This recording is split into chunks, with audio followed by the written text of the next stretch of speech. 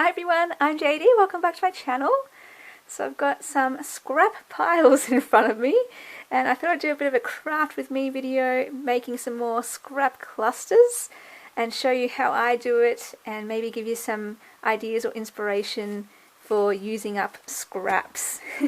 So here's a look at the finished scrap clusters. You guys might remember me making these a while ago, and I do have a tutorial on my channel and some craft with me is doing this, but yeah, I just love doing them so much. I love how you can make such different styles, like vintage styles, more colourful floral styles. Just adding a bit of ephemera to the top can change the whole look of it and can cater it towards whatever type of journal you're making, depending on, you know, colour theme, or like I'm going to be saving these butterfly ones for my butterfly journals. And yeah, add a bit of fabric, or you don't need some fabric. You can have some lace or ribbons or lace. I just said that. But you can also just have paper ones and colourful ones, like I said. So yeah, let's get into making them. And what I like to do is start off with my this is my scrap basket, and just any offcuts from my making of journals, you know, any journal projects, the offcuts I just put in here. So lots of paper offcuts, but in particular I love keeping the coffee dyed papers, and yeah, just to give some ideas of what kind of scraps to keep for this project in particular. Like, keep them all, but I like to use, I put them at the top so I could grab them easily, and I'll go through each type of scrap that I like using. So just your plain coffee dye paper, I love using that. Then I love using music paper and vintage ledger paper, and then all your different types of coffee dyed papers. So your grid, your graph, here's a different type of grid. Your lined paper, so I've probably used all of those so far, so I'll just show you my piles that I've pre-prepared. The lined papers, there's this graph paper, hey Keanu. There's a whole bunch of random ones here, so some have red lines, some have dotted lines, just other types of grid styles. Just adds that variety to the cluster itself. For a vintage look, I like using vintage pattern paper. Got that real brown texture to it. You can also just use normal book pages with a vintage look as well. Here's the vintage ledger paper that I've torn different colours, and here just some other grids and graphs paper. And I like to start off with a base that's quite large, so I try to make the plain coffee dye paper my base, because it's going to pretty much get covered up anyway. And then I like making the feature pieces, the ones that go on the top, smaller, and I try to make them these ones, the feature pieces, the ledger, the music, or the text paper with a book page or whatever type of text you have, and then I just assemble them. So let's see how we go. The fun part about this is, you know, not really thinking about it too much, which I can struggle with at times, because I do want it to look, I don't know, aesthetically pleasing to me. And I will just grab pieces from here, there and everywhere, and just see what happens. It's all about layers. Oh my goodness, I sound like it's a fashion channel or something. No, it's all about layers. And see, now that covers everything up, so I don't want that one. And yeah, I think other people may be less finicky about this part. I do kind of look at it all a bit more than maybe other people do. I don't know, but I try not to. I do try to just go for it. And then I will grab my stapler, and I love this. Don't need any complex tools, and because I have lots of variety with all these different types of papers, I'm not going to bother with the lace. I could if I wanted, but let me grab my ephemera.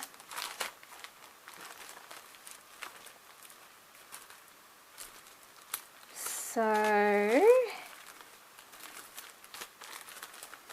oh, flowers on top could look really pretty actually. Let's have a look.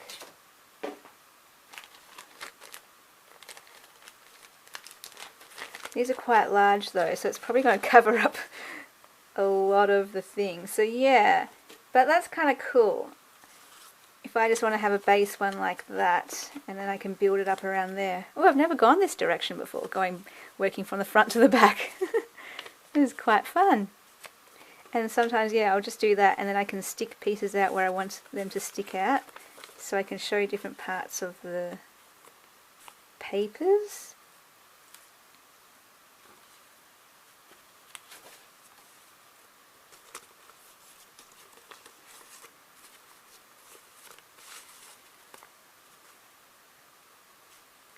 So, oh, hey, Keanu, you're knocking my table. So even something like that, I'm just trying something different. Because that ephemera piece is massive, that's enough. So, yeah, and even this one, I might not even put a bit of ephemera on the top, because it already kind of looks pretty by itself. So let me just grab some of these and see what we've got.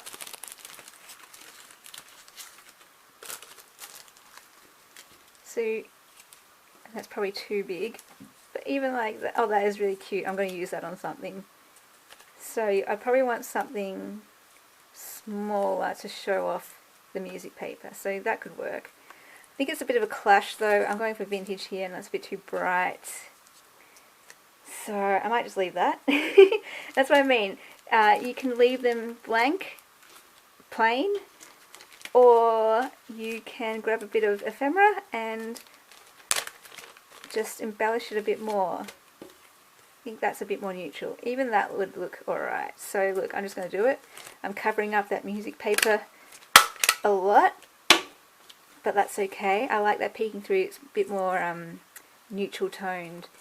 And yeah, I'm going to do some new ones. Let's do some with these pretty flowers. Haven't used these before, so this is fun. I'm taking you along with me to just create and do something new. So what I do, as you can see, is I do it in bulk. I don't want to make one and then have to rip up things, keep on doing that, so I just make them all up in one go. I collect a lot of scraps first, and then I will, sorry, just thinking, then I will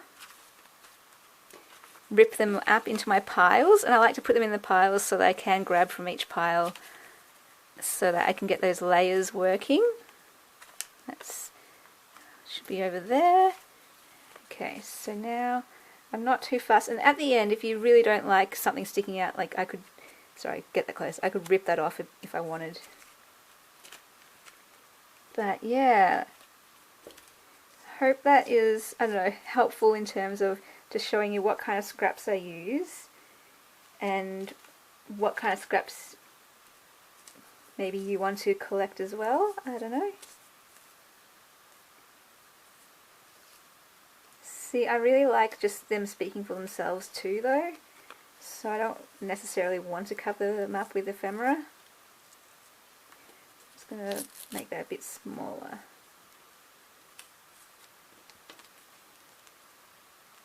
And sometimes, yeah, I like to just do this as a base, and then later, if I want, when I know what journal I'm going to put in, then I can add a bit of bling or ephemera on top.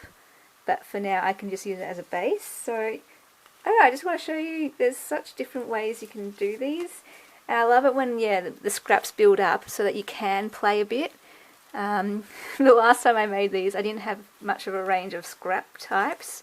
I pretty much just had plain paper lined and then maybe some grid, and that was it. So I had to really dress it up with some fabric, some lace, and some ephemera on top. But this is good. I'm liking this. So that, like, I don't know, I don't want to cover that too much. And yes, some will have, I don't know, 10 layers, others might only have 5.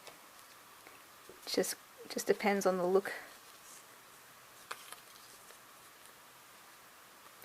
See, I like that. That's nice and subtle. And then I can put that one there. So yeah, real simple. And you know, I do like the staple look. Johanna Clough has really convinced me about the staple look, and just how it looks like, you know how there's sometimes people get faux pins, like it looks like it's a like a note paper push pinned into a note board, a notice board. I don't know what I'm saying, my goodness. And so it's just like an image of a pin, but it's not really a pin. Well, I like this in that, well, it really is a staple, but it has that kind of look that it's just clipping things in, and it's things that you want to put in your journal. I don't know if that made any sense, but it just has that look to it, what the staple, what it speaks to me about is clipping things into your journal that you like. Let's see, let's try a bit of that and a bit of you. Maybe, no, I'm really thinking the pink is just too clashy.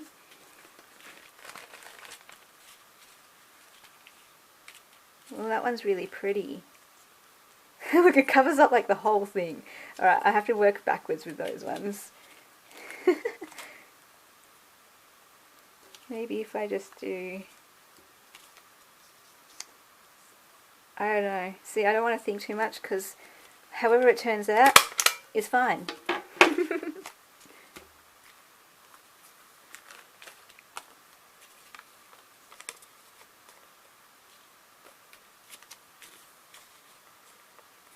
So yeah, just layering it up. I love, yeah, having this variety of papers, because I don't have to think too much.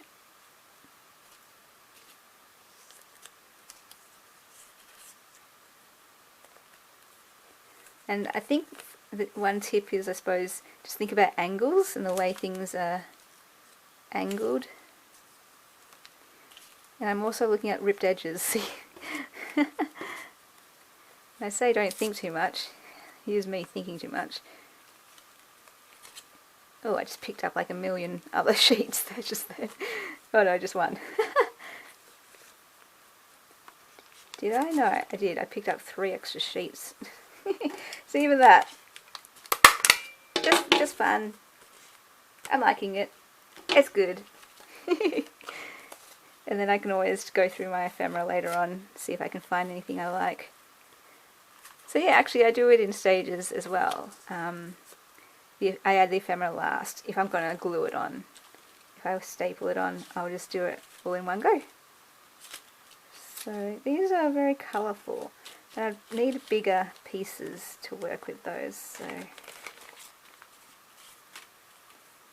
see if I got, that's pretty, I like that. So let's see if I can build it up.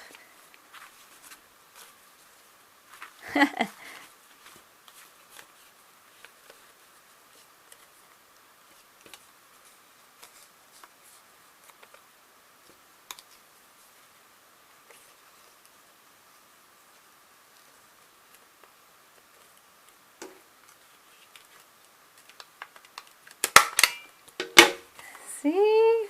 I love it. See the layering and the collage. This is my way of doing collages, guys.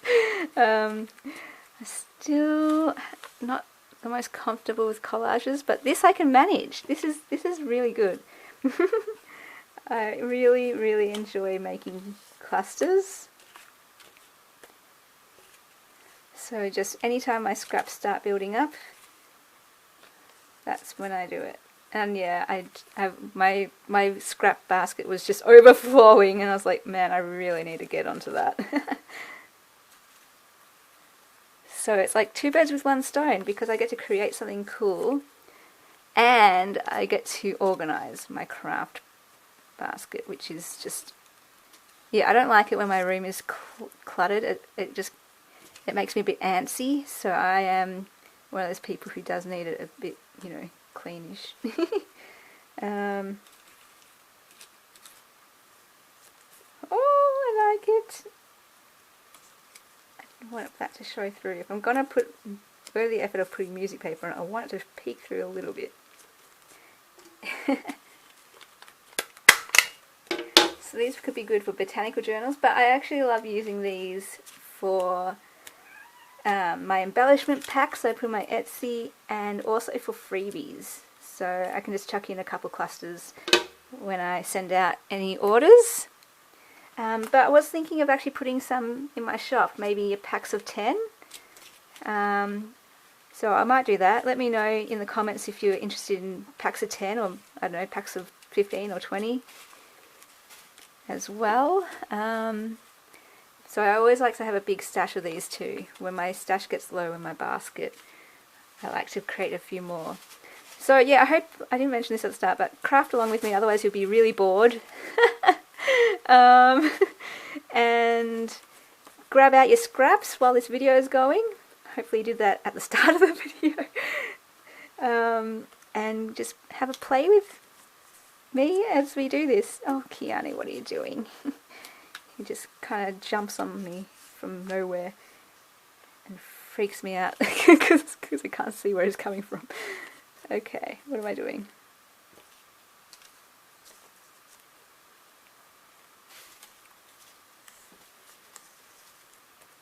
Just building it up. Maybe I want one of these. I don't know. That covers up too much, that's all. Nah. I want to see the pattern paper. Okay, so let's get on to some more. I was thinking of like, oh dear, what do I do now? Because I mean, like, what do I talk about now? I'm not good at just chatting randomly while I craft. I should have a topic.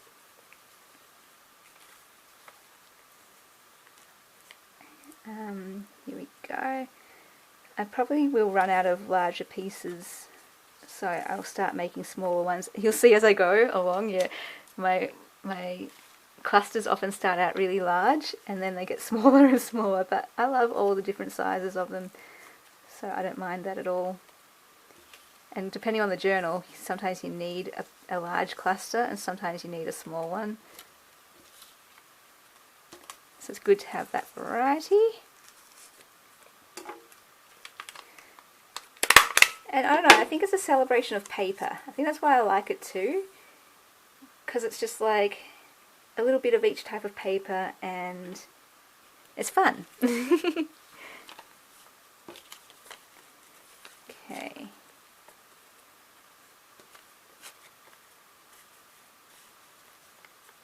Nope. Kind of weird angles to work with sometimes. Okay. No. Oh dear.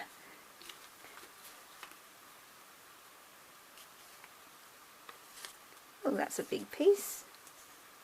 Let's do that. Oh, I like that. Maybe I can do one of these then. Yes. But I want a bit more than just that. Yes. Maybe I want a bit more.